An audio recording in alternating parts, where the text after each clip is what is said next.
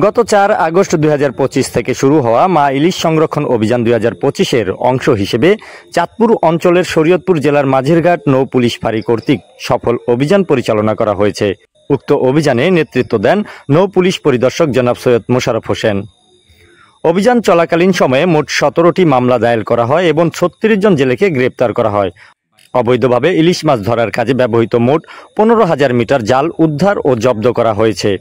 এছাড়াও ২২টি মাছ ধরার নৌকাও আটক করা হয়েছে। পাশাপাশি প্রায় ১,০০০ কেজি ইলিশ মাছ উদ্ধার করা হয়, যা পরবর্তীতে বিভিন্ন এতিমখানায় ও অসহায় মানুষের মাঝে বিতরণ করা হয়েছে।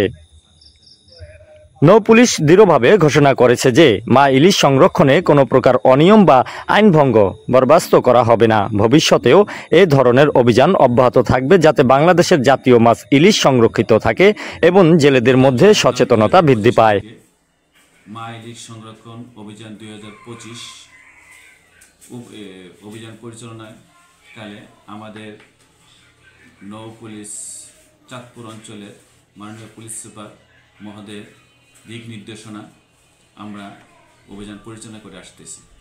এই পরিচালনা মোট আমরা ১৭টি মামলা দিয়েছি অবৈধ জেলেদের বিরুদ্ধে এবং ৬০ জন জেলেকে গ্রেপ্তার করে বিজ্ঞ আদালতে প্রেরণ করেছি।